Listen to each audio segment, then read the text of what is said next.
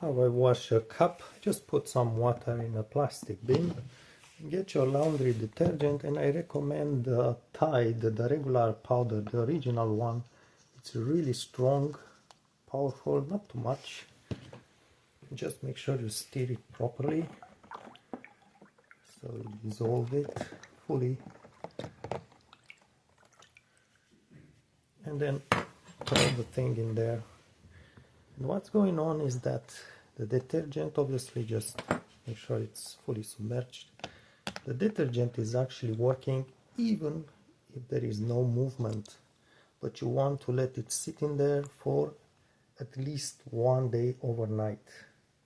And then just drain the water and rinse it fully, properly. Just rinse it several times, change the water, and it should dissolve any kind of hair grease or any dirt from